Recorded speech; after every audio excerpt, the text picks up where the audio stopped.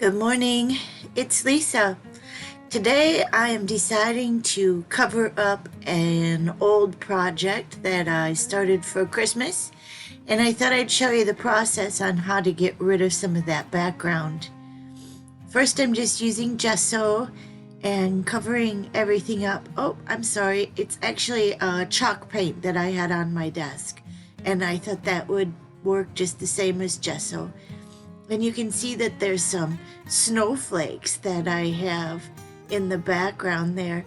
Well, I definitely am not going to want those snowflakes in the background, so I'll show you how I covered those up also. Here I'm just adding some brown paint, and the two colors that I used were raw sienna and bittersweet chocolate, and these are both by Deco Art, and they're Americana acrylic paint. And I just was trying to get rid of some of that background. Well, you can see how it mixed with the chalk paint. It gave it a real muted texture, and what I'm kind of going for is maybe a leather brownish background. So you'll see how I worked on this, and I'm putting down some heavy gesso, trying to get rid of those snowflakes in the background. I have a few backgrounds that I had left over from Christmas projects that just didn't make it to the finished product. So I thought, well, I'll show you how I'm gonna go about changing this into something that's totally not Christmas. Right now it's February when I'm creating this piece, and we just got 9 inches of snow in Wisconsin, and today it's about 15 below zero, and that's without the wind chill. I'm not sure how cold it is with the wind chill. So it's going to be one of those days that I'm staying inside and just creating and getting some projects done for the future. I have a couple of craft shows events coming up, and there's some projects that I need to get done. So it's a great day just to stay in and work. So my heavy gesso is dry. I'm going to add some more of those two acrylic paints because you can see I really wanted it much darker. Just putting that on with a regular brush.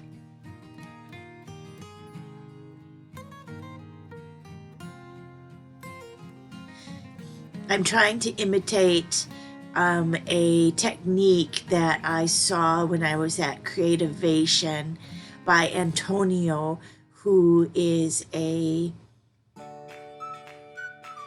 would say he's a designer for Stamperia, and I don't have the products yet to do the actual technique, so I thought I would use what I had to see if I could make it work. And at the end I'll show you the piece that I was using as a piece of inspiration. So my background is dry here, and I'm going to use this stencil as part of my background. I'm using some gesso and some modeling paste and making a nice white paste, and using my palette knife and just turning it sideways. It's a little easier for me if I pull the product through the stencil instead of trying forcing it. And I'm just giving the background a little bit of this stencil here and there.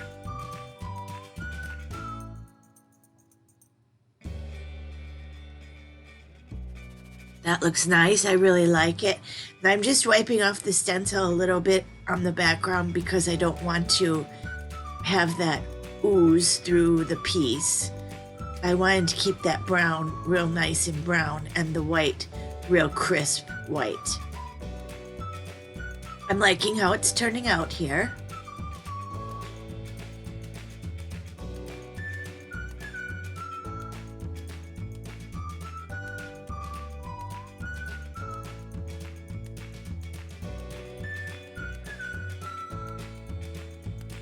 Okay, now my stencil portion is dry. I'm looking through my color swatches of my acrylic paint, and of course I chose a color that I always use, and this is by Deco Art, and it is called Light Avocado. I use this color a lot. I apologize, but I guess it's one of my favorites.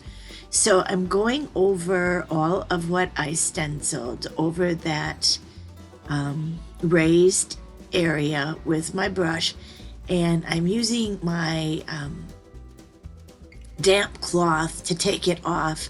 And then I'm remembering when I watched Antonio, he really used baby wipe, and I can see why it picks it up more intense. And I wanted to show you my bracelet that my sister gave me for Valentine's. Thank you, Cindy. I absolutely love it. And here, back to the piece. Sorry about that. We're just taking that off, not all over the piece, but in bits and pieces. And I'm going to give that a dry again. And here's really cool technique. You use Vaseline. Antonio used my actual chapstick that I had because he forgot his Vaseline. So you just dab it on in the corners all over, and we're creating a resist technique. And I thought this was super, super cool. And like I said, of course, I couldn't wait to see if I could recreate it. I'm trying another color of paint, and I wanted to go with a teal color. So I'm going with this one down here. It's a greenish teal color. The color is, again, by Deco Arts, and it is Sea Breeze. And now I did not dry the background here at this stage because there was such a thin layer of the avocado paint on there. I thought I could just go right over the top. I'm trying not to smear that Vaseline too much. You can see it's coming through the background there, and that's what it's supposed to do. It's supposed to resist the paint. I think it's a really, really cool technique, and I'm sure I'm going to use this in another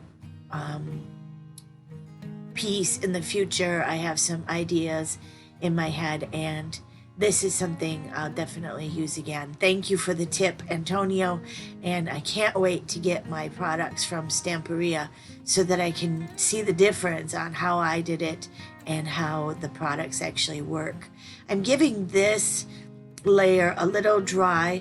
I'm not sure if it was 100% important or not, but I could see the Vaseline kind of melting in the background.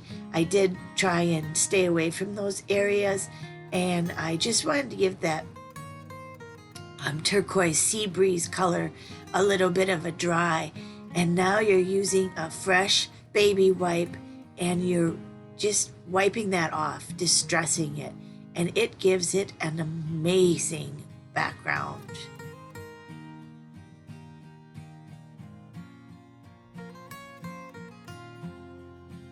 I had a great time at Creativation. I met a lot of fun people. I hope I can stay in touch with them. You know how busy life goes. But I figure if I just drop each of those people a little note, maybe once a week or once every couple of weeks, that maybe we can stay in touch. I keep changing my baby wipes here because it's coming off a little bit chalky, and I wanted that brown to be real brown leather-like in the back. And you can see how just absolutely gorgeous this background is. I think it is anyways. Like I said, I was really, really impressed with this technique. So giving it a little dry, and then I was trying to decide what to do with the background. So I started searching around in my stash to see what would go. And I'm actually saving those baby wipes that I have all that brown and the teal on, because I'm going to use it as a background in an art journal page. And I will let you know when I do that also.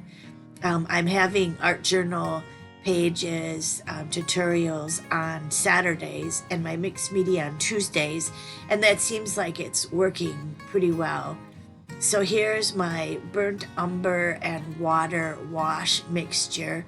I thought this would be real nice. Antonio has a product that's called Vintage Paste. It's not out yet to the public, so obviously I don't have any. I wanted to see what I could do with this, and it worked. I'm sure his product makes it a lot neater, and it's an oil-based product, so it definitely smells really good.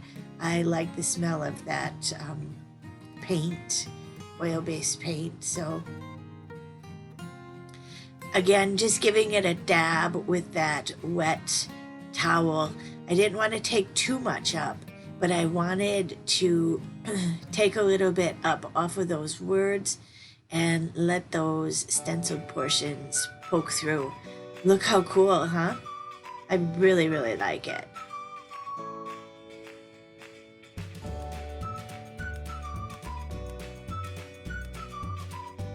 Everything is dry now, and I thought that I would use this stamp to put Discover on the background there. And then I found another stamp in my stash, and it says, "The real act of discovery is not finding new lands, but seeing with new eyes." And I thought I'd stamp that on this piece of map paper, background paper that I had, and rip the edges to make it look a little bit old. And I run my archival ink pad around the edges. Here's a piece of burlap I had in my stash, and I'm just pulling the edges off of that burlap to make that look a little rustic, also adding a little more dimension to the piece. And this all came about, well, of course, because of watching Antonio and wanting to use that technique.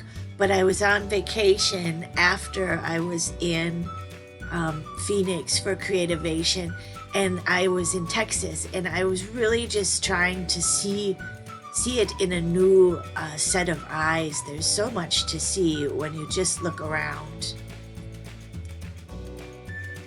Here I'm trying to use black acrylic paint on my stamp to see if I can make that create a good image. I didn't feel like putting my stamp on tissue paper.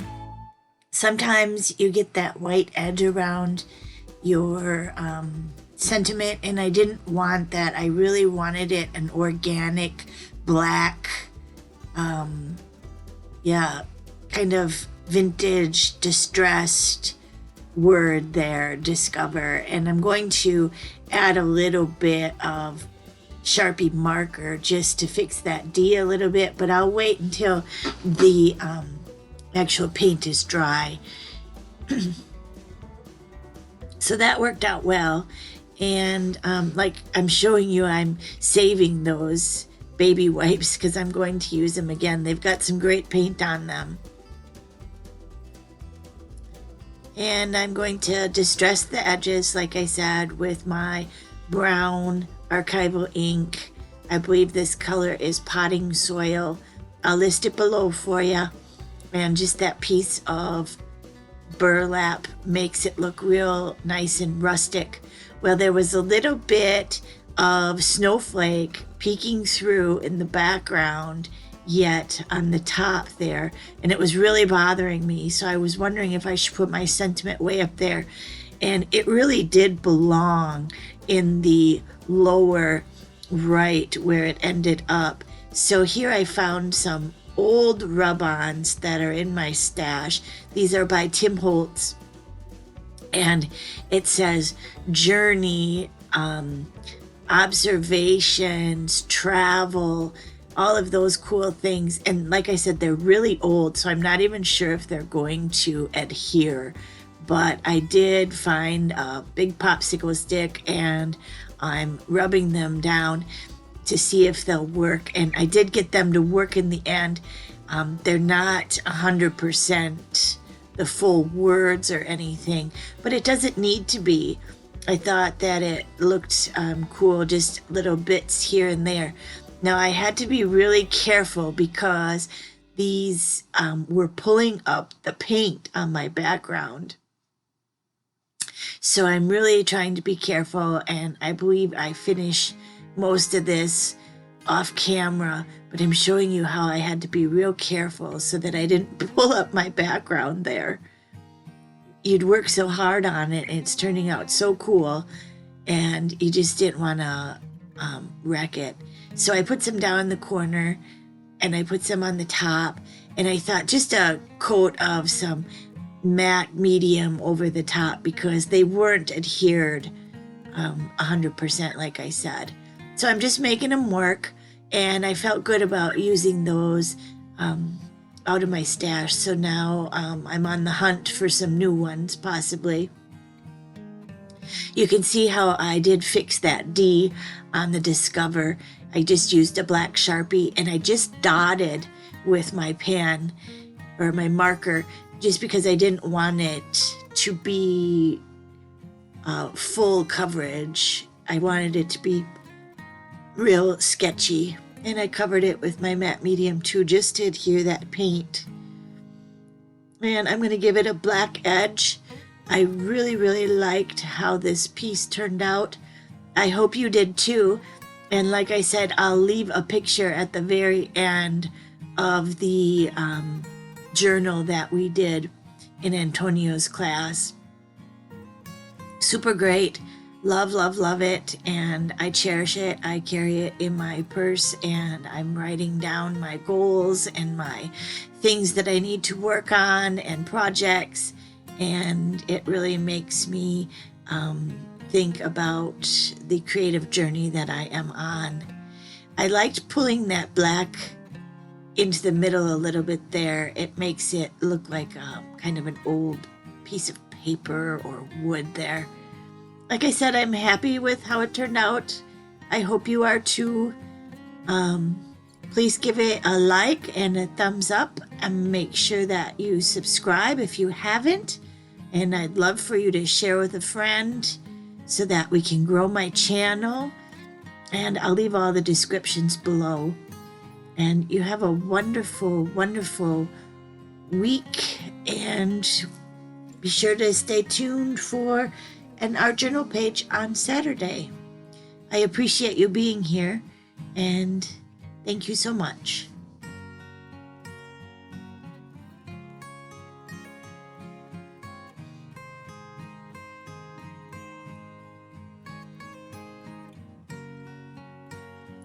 Here's that little piece of inspiration that I had. I wanted to show you real quick, so I snuck it in here at the end. All right, thanks for now.